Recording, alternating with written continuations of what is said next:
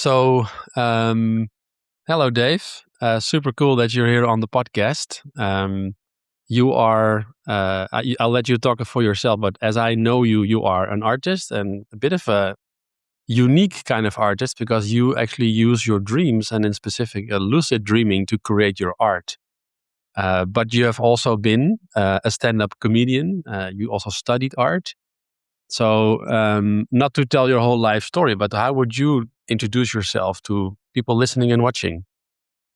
So that's you got the key points there. I'm an artist and I work with lucid dreams. That's what I do at the moment.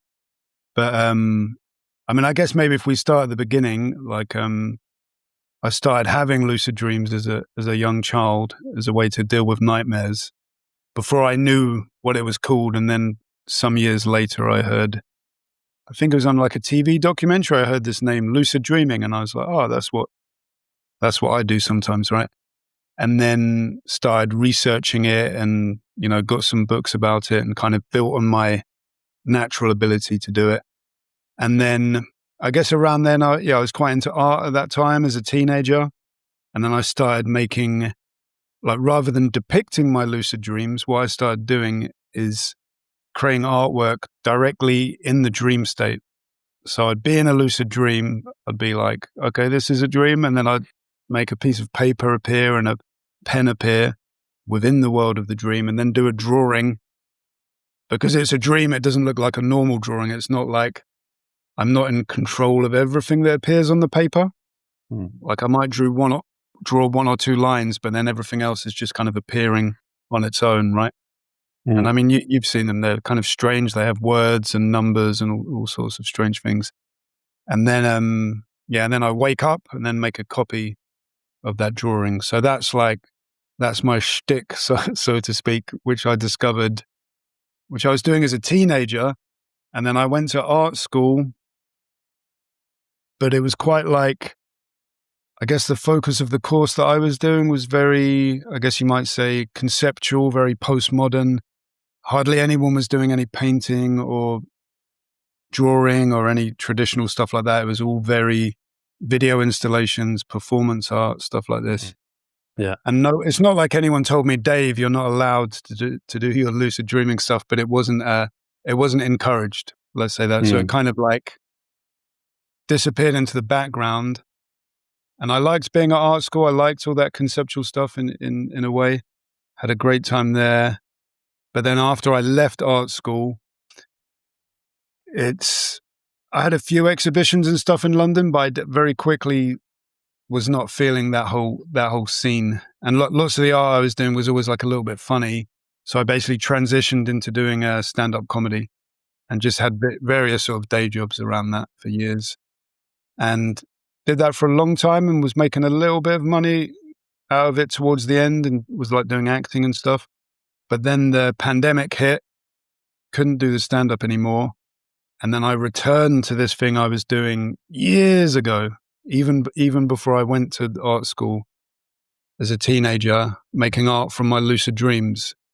And then I was sort of sharing that online and got a bit of traction behind that. And then ended up getting a publishing deal to write a book about it, which I've just finished. And that's coming out in May. And so that's what I do now. So it's sort of artist turned comedian, turned back to artist again. Yeah. That's so cool. It was I read it in the book, a part that I was able to read, that you did stand-up comedy as almost like an alternative way to make money. But it's actually been something I've been thinking about.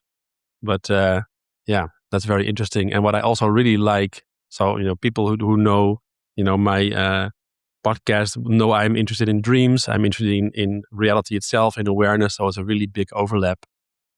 I have a bit of my own experience with interesting dreams and also hypnagogic art, actually. I don't know if I told you that last time that we spoke, but I've had a few times where I guess it's the hypnagogic state just before true dream life, where I was making poetry, or poetry was it kind of came to me. I guess for you it's the same as you said. It's part creating and part receiving, right? And for me, it is the case that in those times that I was making art, or in my case, poetry, it was so beautiful, but there was this very clear sense that I could choose to either make it completely verbal, because it was kind of pre-verbal poetry. And I could either make it verbal and kind of wake up again and maybe write down a beautiful poem, or I could let the beauty become absolute. But I knew it was not something I could hold on to. I love that as a kind of weird, beautiful experience. But then my question to you is there something that you cannot take from the lucid dream into the art, or is it completely translatable? Do you know what I mean? That can you really take all of it into waking life? Sure. Yeah. The answer is definitely not. It's the sort of the way I described it there in that little introduction I gave is, if I've got like a minute or so, that's the way I'll describe it, like making copies of things I've made in the dream. But as you've pointed out there, the reality is way more nuanced, because the first thing to point out is when I pick up a piece of paper in the dream, I should say actually it's quite often not necessary for me to like put the pen on the paper in the dream. A lot of the time I just pick up and it's already got loads of drawings on there. And very often it will have, the piece of paper will have like hundreds of drawings already on there. Like, and it feels like they're kind of scattered all over the page and I can only remember a tiny bit. So there's that, like I'm definitely not remembering everything that was there. But then if you want to get really into it, it's sort of the idea of the page being filled with drawings itself might be a bit of an illusion, because it's more like if you're in a dream looking at a piece of paper and it feels like there's imagery stretching across the page. Are those images in your peripheral vision? Are they in any sense, are they actually there, or are they only there when you look at them, Anyway, so that's getting into a bit. But so to answer your question, you can definitely only remember a tiny bit. Yeah. That's really cool, yeah. And there's this other experience I wanted to share with you, because I love my dream life, and that's also one of the reasons why I really love that we're having this conversation. I remember that one time as a kid, I was probably also a teenager. I was having a stay over at my aunt's house, and I dreamt that I had a ski mask, the one that burglars tend to use. But I really loved it, and I so want to have this ski mask. And in my dream, I put it under my pillow because I so much wanted to take it from the dream to the real world.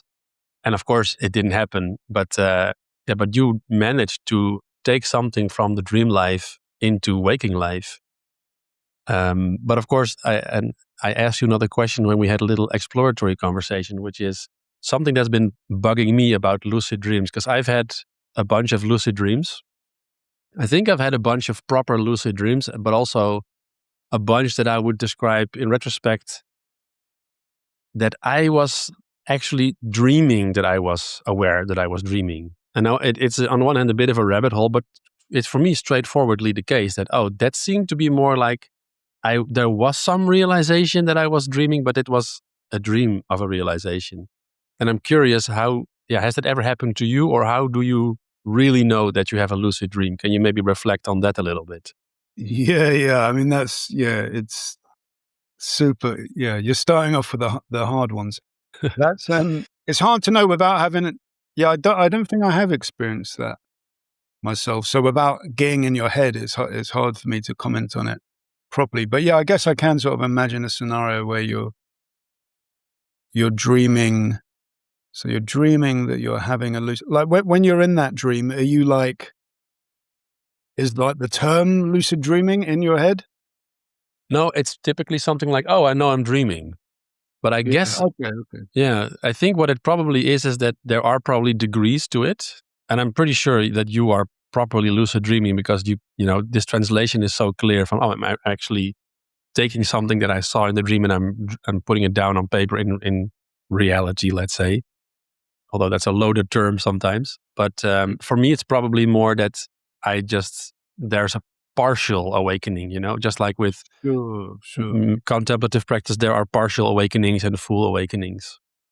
Yeah, I mean, there's definitely, I mean, I'd say in general, like if you lucid dreaming, you'd kind of know, you would know if you were having it, but then it is also, to look at the other side of that equation, it is, as you say, it's a bit messier than people sometimes might make out. And it definitely is a spectrum. And within a single dream, happens all the time that I'll know it's a lucid dream. I might do my drawing, for example. Usually I wake myself up right away, but sometimes I'll get cocky and I'll explore the dream a bit more. And then but something might happen, usually something scary that is emotive enough that it makes me lose my lucidity, and suddenly I'm running away from this guy who's trying to attack me or whatever. And I've forgotten it's a lucid dream. So within a single dream, you can know you're dreaming and then forget you're dreaming. Yeah. And then you might actually remember again, it's like it can go like that. So it does happen for you that you kind of go back into believing the dream, let's say. Yeah. Yeah, that's very normal. Yeah, it happens. That's very normal for everyone, I think. But in terms of, it depends how deep you want to get into the philosophy of it. I think I told you again in our exploratory chat, I had someone from, I can't remember the name of the magazine now, but it's sort of like a fairly sort of mainstream sort of journalist, I guess, was doing this thing about lucid dreaming and was writing some stuff about me. And she was strangely, on our chat I did with her, she was sort of strangely skeptical about the idea of lucid dreaming, which is a bit frustrating. You told me. Because, as you know, it's not like a fringe area of study or anything. Anyway, she seemed to be like really prodding at me, which I thought was odd. And then in the article, she had included I guess her or her editor felt under pressure to like make like a balanced story. So she wanted to include this thing like maybe lucid dreaming isn't real, but it's like there's not that much information out there with that point of view because it's just an accepted thing. So the only thing she found, it wasn't from a scientist, it was from a guy, I forget his name now, but he was from someone from the sort of spiritual community, for want of a better term.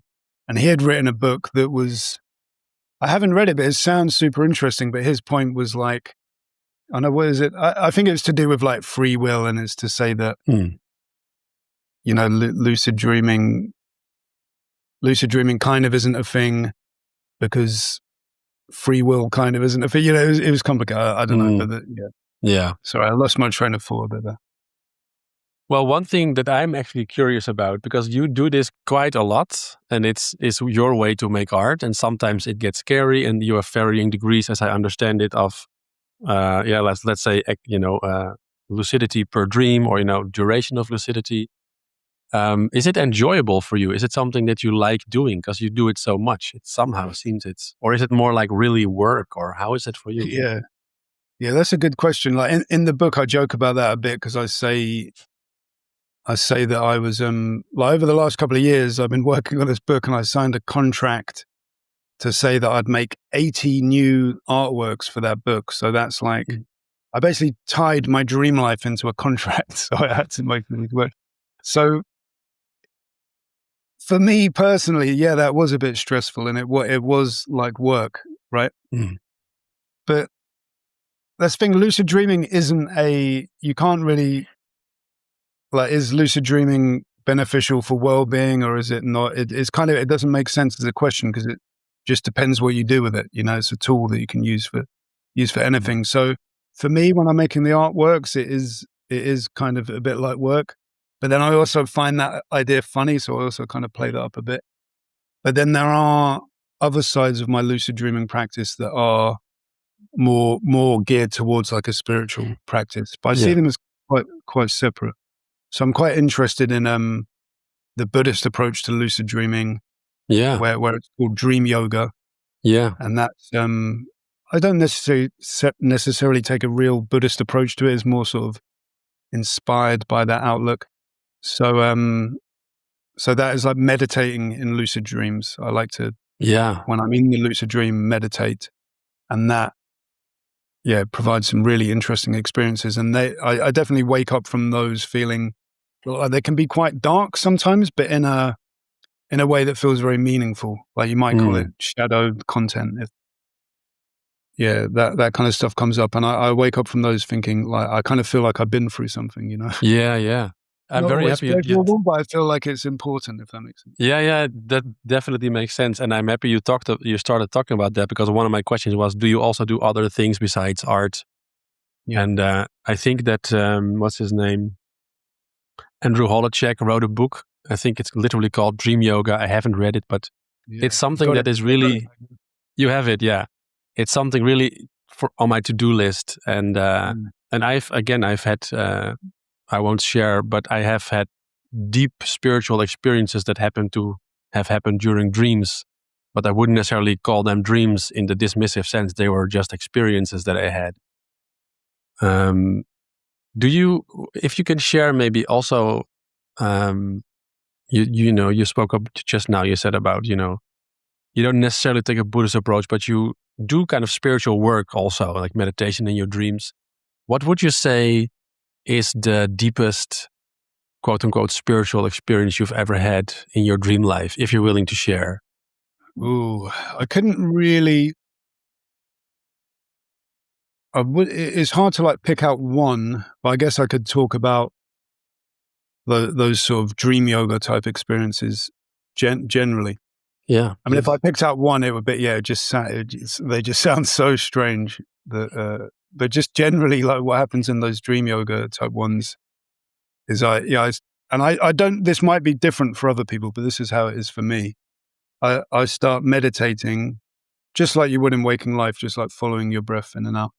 And the dream kind of sort of ebbs and flows with my breath.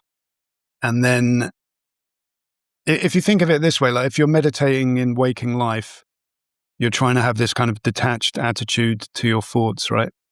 If you're meditating in a lucid dream, the world around you is your thoughts, right? It's comprised of your thoughts. So as you start meditating, the world starts kind of giving way, so to speak. And I found that the scenery kind of disappears a lot of the time, but a lot of the time the dream characters kind of have a problem with that.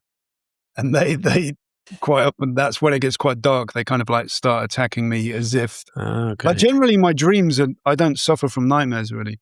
But when I do this process, it's like the dream's trying to, again, like when you're meditating in waking life, very like, you might get thoughts that are really trying to get your attention. It's like that, but those thoughts are people and they're trying to like, and a good way to get your attention is to attack you apparently.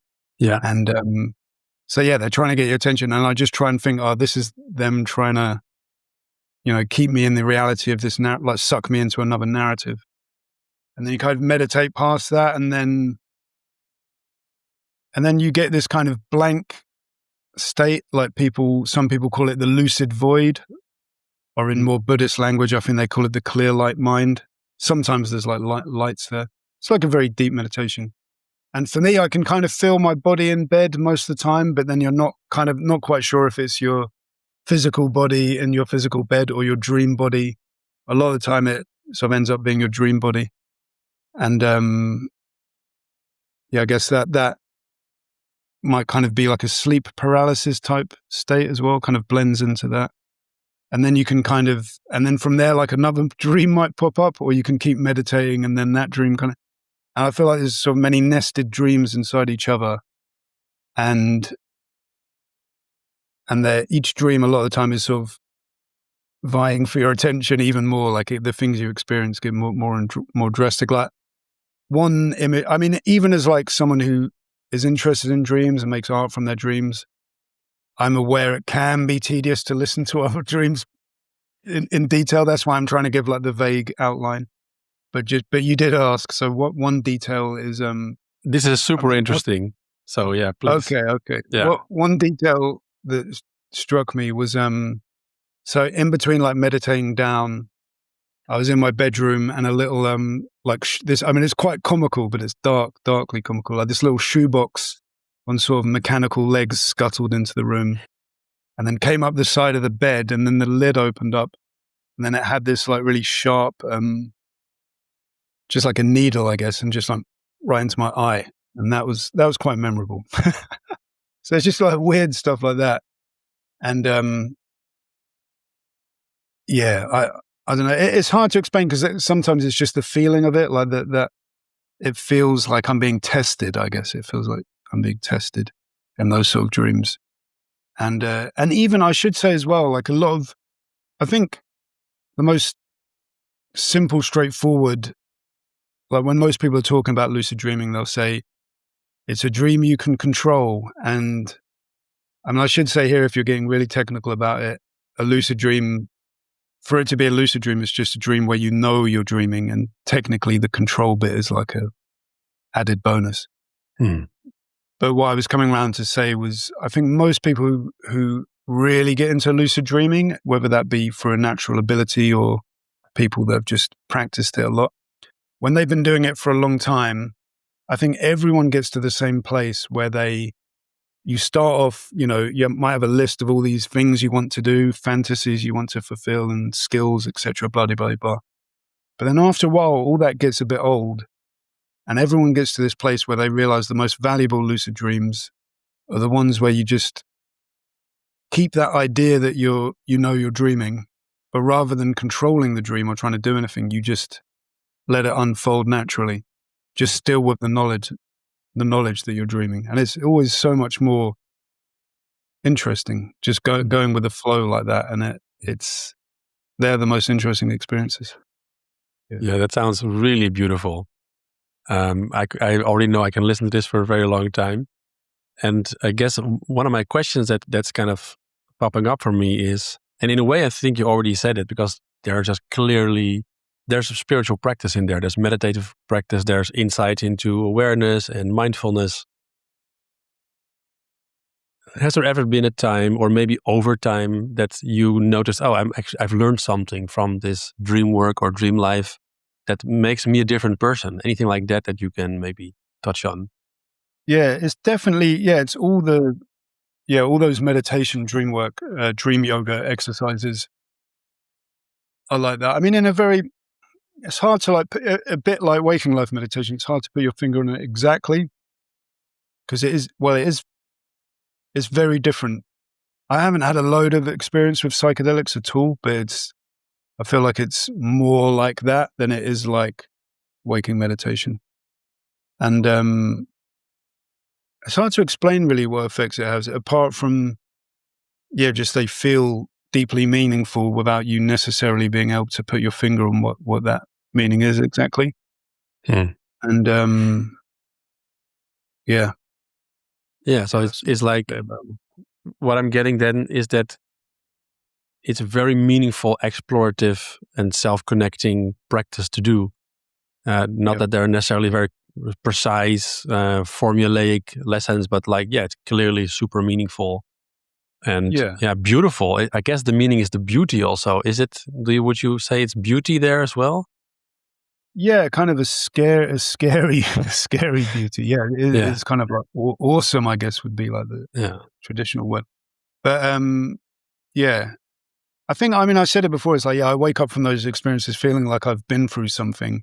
And I mean, in a very simple way, just like that exercise of facing your fears is a positive one. And I think even in regular lucid dreams, I said I learned how to do it as a kid as a way to deal with nightmares. And again, that's very common. I think lots of people who have them quite naturally also learn to lucid dream that way. I think it comes much easier to kids. And then if you can just hang on to that sort of knowledge of how to do it, that seems to, some people can carry that on into adult life. And I was going to say, a very sort of concrete example of how lucid dreaming can be used, and it works every time, is that it's like lots of dreams are threatening, right? That classic experience of, you're being chased by someone. And in a lucid dream, you realize you're dreaming. And even if you know you're dreaming, if you keep running away from that person, they're going to become scarier. The more you run away, the bigger the monster becomes, right? Yeah. But if you turn around, and it almost sounds like a cliche because it's sort of so almost too perfect, but it is exactly like this. If you turn around and face the monster, they always, without fail, just the act of facing them, especially if you do it in a way that you're kind of, in a sort of friendly way, you turn around and face this thing, and it always turns into like oh, it's not a monster. It's like a little cat or something, Yeah. And that's a very common experience. Lots of people have lucid dreaming, and it's like I think that really illustrates the value of it. Mhm. Yeah, this also, I think you describe, sorry, you want to add something? I was just going to say, I think like there's a line in my book when I say when you wake up from a regular dream, you ask what does that mean? But when you wake up from a lucid dream and you ask what does anything mean? I think it's more like, I was going to say, it's more like I don't sort of analyze my dreams as much as you might think for meaning. It's more like, because I think an interest in lucid dreaming is a little bit different to that. It's more like the dynamics of the experience, if that makes sense. And I think that thing of running away from the monster and turning around and facing it, it's more like, again, it's like meditation, like the relationship you have with the contents of your mind or the contents of your dream. It's not really asking what that cat means when you tell it. It's just the fact that you did that. You face them on, that's the important bit. That's the way I see it anyway. It's not like, I think for me, like in terms of like meaning in dreams, it usually is obvious. If a dream means something, it's pretty, I'll wake up and think, oh, that relates to that. Yeah. And then if it feels like that, then I'll unwrap it a little further. But I don't spend ages like analyzing my dreams. Yeah. If there isn't a meaning already sort of jumping out at me. Yeah, it sounds like trying to understand your dreams is something you do when there's no obvious meaning. And for you, it's just obviously and directly a very meaningful experience. Is that fair? Yeah, but I wouldn't, I think, I don't know. Yeah, the point I was trying to make is it's not like every dream feels meaningful, but when they do, it's obvious what it means. Let's put it that way. Yeah. No, gotcha. Yeah, and what you just said earlier, you were saying about this monster and then facing it. And I think that's also what you describe in the book. When you were a kid, you literally had this experience. Yeah. I also read that it's a bit of a personal aspect, if you're okay for that, about something you wrote in your book. Sure. That you had a twin brother that died in his infancy. Yeah. And that means you were also in your infancy. And I'm curious, does he ever come back in your dreams? It's interesting you asked that, actually, because there was a whole bit because I mentioned that at the start of the book. And because that was an early drawing I did. It was like the drawing looked like a kind of very simple kind of fetus, but with an adult's head. And then out the head was growing a flower with half the petals missing. And I feel like most of the point I'm making in that book there is most of my drawings, I have no idea what they mean. They're super weird and I don't really know. But that one in particular always stood out as very obviously relating to my twin brother that I lost. And it sort of symbolically represents that in like a very interesting way. And but in terms of I only sort of mention it in that part of the book, but I had plans to talk about the twin stuff way more, but it ended up not quite working. But I do. He shows up in my. It's funny. He does show up in my dreams, but in a very strange way.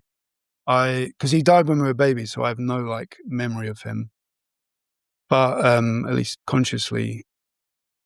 But I had a very close friend growing up. Like your like first best friend when you're like whatever, like 6 or 7. Yeah. So in my dreams, I dream about that guy all the time. But in real life, I only really knew him from then to like 16, but I haven't seen him in, however long, decades.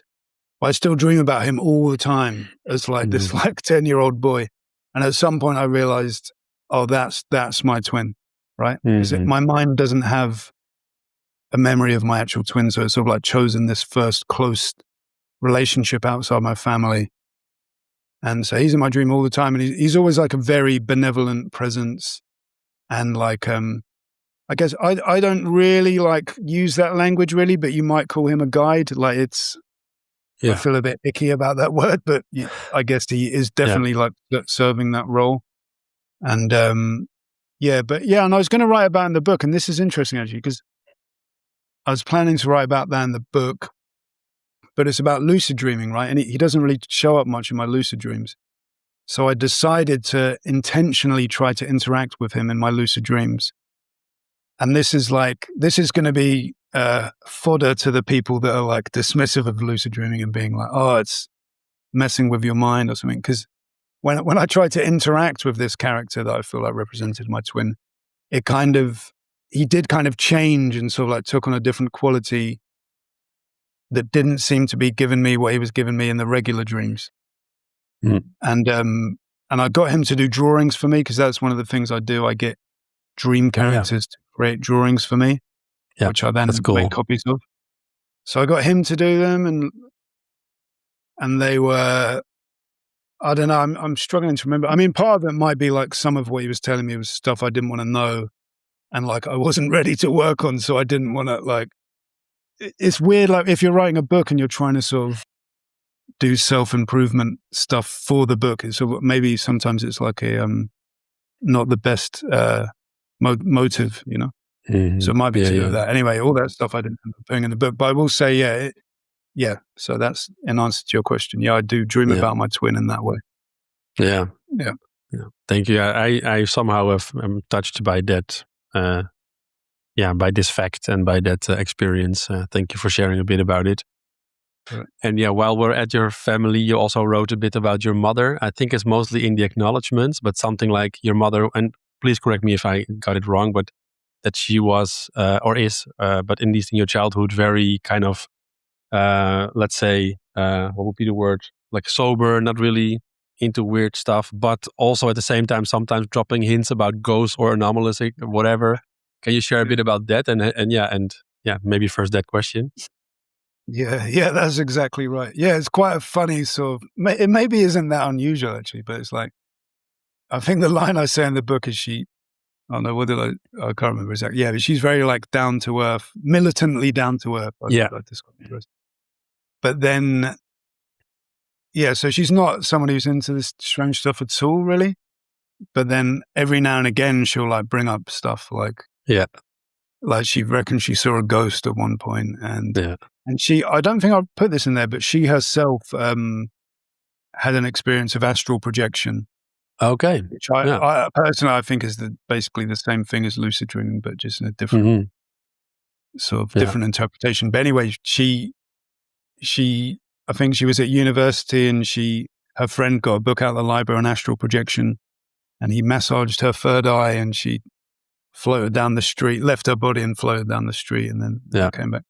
So I knew. So she'd tell me a lot of odd stories like that every now and again. But her mother, actually, interestingly, so my grandmother, again, she died before when I was young, so I can't remember her. But my mum tells me stories about her, and she was very much more consciously into this strange stuff. Like she would like read tea leaves, and I guess they lived in quite a poor neighborhood, and she was like the person on the street that would like prepare the dead bodies for the funerals, and was definitely more into this strange stuff. Yeah. She sounds like quite a character. Yeah. But I never. Yeah, I love the strange stuff. Yeah, thank you.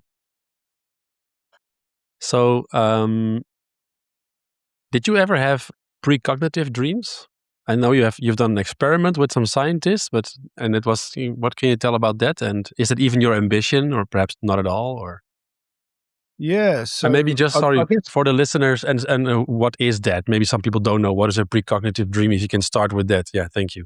Yeah, so a precognitive dream is a dream that predicts the future or foreshadows future events, however you want to phrase it. But I guess to like preface talking about that, I'd like to give a bit more background. When I started doing this lucid dream artwork, like a lot of people were surprised to know that I was like, very skeptical of the paranormal, psi, whatever you want to call it, and really wouldn't really give it the time of day, and was, I guess you would say, I had a sort of materialist worldview, not because I'd thought about it in any great detail, but that was just because it was the sort of default position that I sort of grew up in, and or at least of the sort of surrounding culture.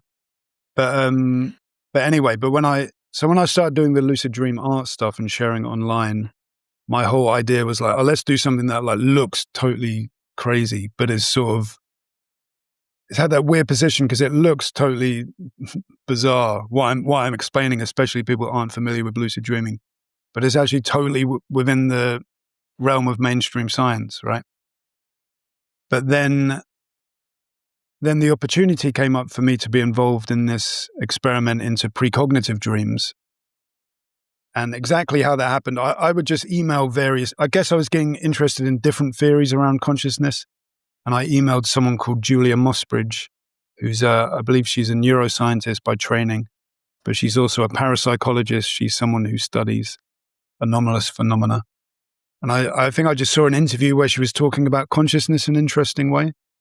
And I was like, emailed her with what I do. And I was like, hey, how could we experiment with this? And I guess I didn't really, when I said experiment, I was thinking how like an artist experiments. I didn't really know what that would be. And at the time, I didn't know she was one of the world's leading experts in precognition. But anyway, inevitably, she asked me to do an experiment using my drawing process into precognitive dreams. So what I had to do, it can be a little bit complicated to get your head around it, because when you're talking about this time travel type stuff, it can be a bit twisty with your head. So essentially, in a nutshell, my goal was to see within my dream a photograph which would be emailed to me the following day, right? But very importantly, the photo wouldn't be selected until after I'd had the dream, right? So they use like a random number generator to select it. Because if the experimenter has already selected the photo, it might not be precognition, it could be telepathy, right? I might have read the experimenter's mind. And that's part of the reason I find precognition, which is boring. Yeah, just telepathy, right? Only telepathy. But that's part of the reason I find precognition so interesting is, right, there's this guy, have you heard of that guy, Eric Wargo?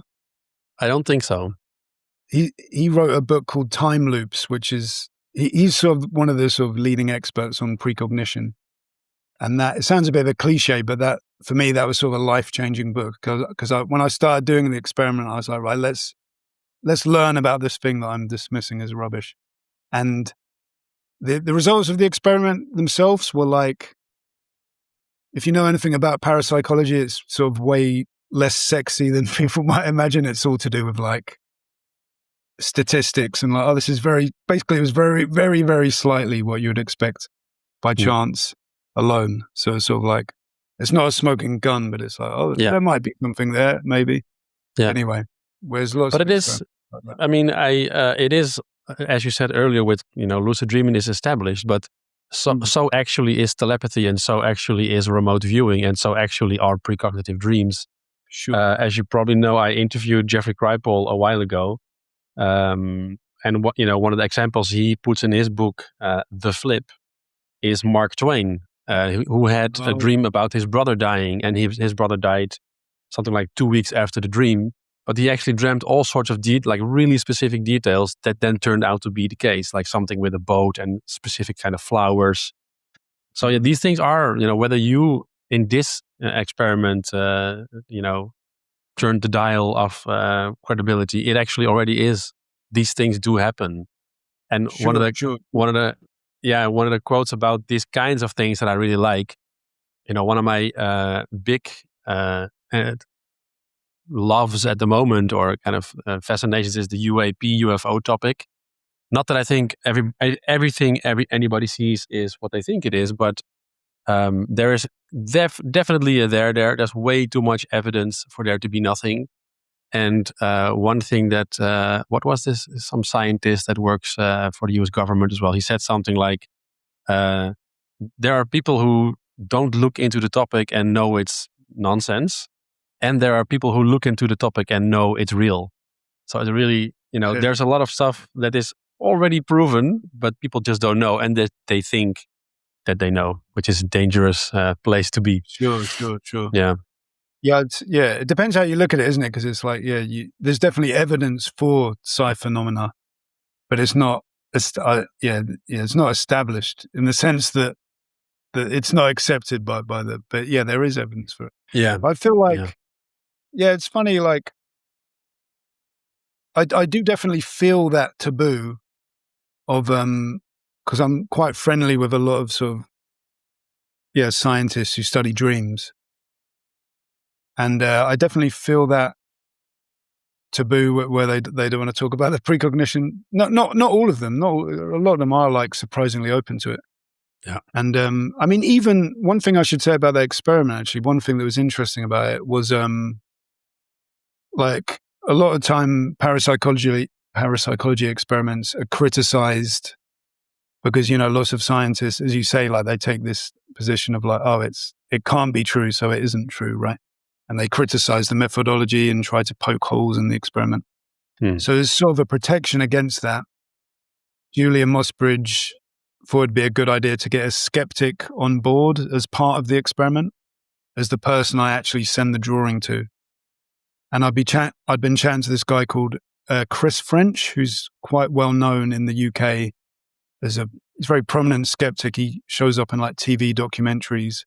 So he'll be the guy. Yeah, he might be in like a UFO documentary, and he'll be going, "Well, actually, it's always sleep paralysis. It's sleep paralysis." Yeah. And which there is something in that, but it's more complicated than they might make it sound. Anyway, so he was on the as part of the experiment, and he's well known actually as a well, how do people describe him? The reasonable skeptic. He's not like a jerk like Richard Dawkins type. He really does know all the research and even he says the evidence for precognition is the most convincing. Okay. Yeah. And I think what's interesting about it, that the point that guy Eric Wargo makes, is that any precognition is the only one you can actually control for, right? Like we were saying before, because almost any case of telepathy where the supposed psychic gets feedback of the results could always be precognition in disguise. And almost any paranormal phenomena you can think of could be precognition. And that's the case that Eric Wargo makes in his book, with the exception of, what's it called? Telekinesis, when you move stuff with your mind. Yeah. And just to give like a simple example of that, like a classic paranormal phenomena, I guess it may be called the death apparition, when you wake up in the night and you're like, oh, and your auntie is stood at the end of the bed, like screaming, and there's loads of water flying around. And then the next day you find out your auntie died in the Titanic or whatever. So, and that's quite often viewed as, oh, that was the ghost of your auntie because it happened around the same time or something like that. Whereas really that could be just a precognitive. Yeah. But do you get what I mean? But you could play that game with so many different paranormal things. Yeah. And they're all, I mean, even UFOs, for example, there's a theory that amongst the many, many theories of what the hell those things could be, that they're us from the future. So again, it's a time thing. Everything could be a time thing. And I find that, super, super interesting. Yeah, me too. And what I take away from looking at these topics is that I really value the balance between openness and skepticism. So, I had what you would call anomalous experiences, and they don't really matter that much to me. It's just, weird stuff happens. It wasn't not even super emotional. But I'm kind of priding myself at not drawing any conclusions. But at the same time, that means that there's an openness to what I think, or what I've been taught unconsciously about what the world is, namely mostly materialism, basically, right? Which is the paradigm that we're in the West culturally submerged in. Again, Kripal says, just because science works doesn't mean materialism is true. It's actually a hypothesis. Yeah. So I find it very interesting. And I think that you also have some interest in that direction. I think you mentioned Bernardo Kastrup. Is that correct? Is that somebody or some philosophy that you are resonating with? Yeah, I'm really into him. Like, I guess, so before I was saying how, I started off on this journey of lucid dream art, kind of, sort of skeptical of psi, materialist by default. And there's sort of two main ways in which that was shaken The psi thing was shaken by that, me coming around to the idea that precognition might be a genuine phenomenon. And in terms of the consciousness stuff, that was got to through, so in the sort of lucid dream community and the people that try to induce these experiences, there's a long running debate about the sort of these three communities. There's lucid dreamers, out of body experience people, and astral projection people. And astral projection and out of body experiences kind of cross over quite a lot. The way I talk about in the book is just sort of saying an astral projection is basically like, it's an intentional out of body experience, but with sort of a cosmology laying on top of it, right? And kind of a belief system laying on top of it. But it's not like everybody who uses that term subscribes to everything on that list. But anyway, there's a long debate about to what extent they're all the exact same phenomena, but just being interpreted in different ways. And the reason people have kind of got into that area is because there's two different varieties of lucid dream. There's a dream-initiated lucid dream. I think that's the type that people are most familiar with. That's when you're in a dream, something weird happens, and you're like, oh, hang on, that's weird. Oh, I'm dreaming. Now the lucid dream begins, right? And then there's another one called the wake-initiated lucid dream. And that's where you lay in your bed and you retain your waking consciousness as you fall asleep, and you witness then that transition and you go directly into a lucid dream.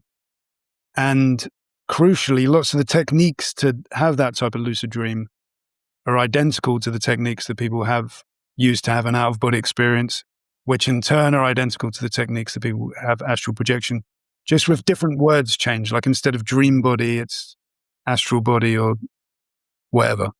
Yeah. So it's kind of the same thing. And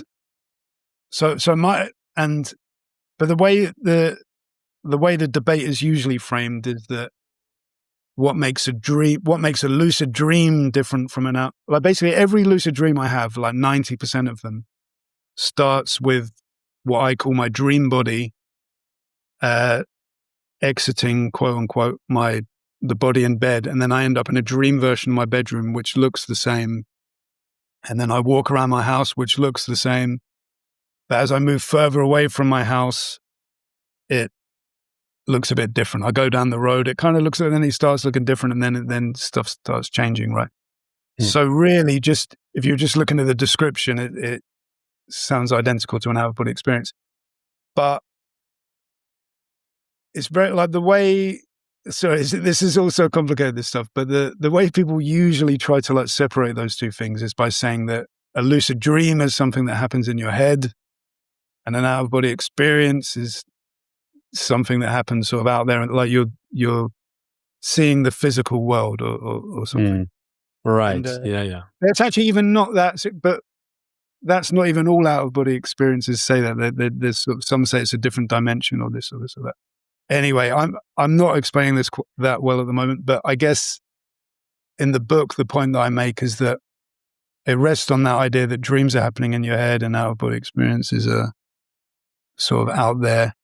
But the reality is, if you look at indigenous cultures and our own culture in previous times, they haven't seen dreams that way at all. If you look at indigenous cultures, they see dreams in almost exactly the same way that we're claiming makes out-of-body experiences different, right? Like they see it that your soul leaves your body and you can travel around and go and fight the shaman down the street or whatever, because he's also having a dream and he's there.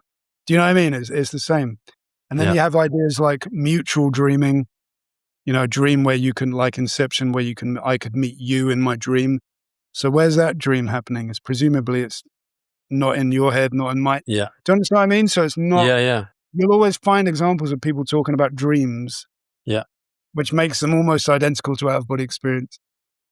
I want to ask about that. Yeah, because I wanted to ask you about Inception, but I think that's kind of like maybe boring, but not because of what you said, but my question would be a bit boring. But then what you just said about dreaming together, because just a question, have you listened at all to the Telepathy Tapes podcast? I haven't, but Julia, who I did the precog thing, is involved in that. Right. Yeah. So maybe have you heard anything about it, or shall I just share what I wanted to say about it? All I know about it is it to do with autistic kids and telepathy? Yeah, but I understand exactly. there's lots of controversy around it, right? I don't know about that. I mean, I'm sure there's controversy about it, but yeah, I mean, evidence is evidence, and of course, it should be looked at, and we should keep doubting the evidence, with a skeptical mind, but also trust the facts that we're faced with, right? But one of the things that I found so cool is that these kids, these typically non-speaking autistic kids, they come together in, let's say, a mental realm, and there are actually mental places that they can come together, and there's one specific place called the Hill, and so these autistic kids, the non-speakers, they just meet there when they dream or sleep, and it's actually a place.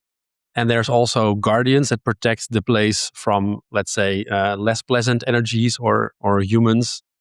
So I find that a very fascinating thing to be dreaming together. Yeah, have you got any experience with that, or is it mostly you do solo work? Well, I was going to say, yeah, the point I was making was a bit garbled there. I personally don't see. I wouldn't like totally rule out mutual dreaming, but I don't see. I wouldn't say I've had an experience with that. Mm-hmm. And again, basically anything weird that happens in my dreams, I always say, "Oh, that's precognition." Yeah. I just say everything's precognition. But yeah, the only point I was trying to make there with lucid dreaming and out-of-body experiences is the labels themselves are kind of muddy and don't mean much. So what I come around to saying in the book is like the only problem really I have with the idea of an out-of-body experience is that there's an experience of seeing the physical world in a sort of subtle ghostly body. Yeah. And it's a point that lots of people make. Bernardo Castro makes the same point. And it's the idea that if we can see with our eyes, why did we evolve to have why do we have eyes? Do you know what I mean? It seems like a lot of work for evolution to go to get us to have eyes if we can just see without them. So yeah, but maybe if awareness is the fundamental substratum of reality, then what we perceive as eyes are also constructs, based on categories that we have in our epistemological toolbox, if you know what I mean. So I only have understood that sentence myself, but it goes deep. And I do want to get back to...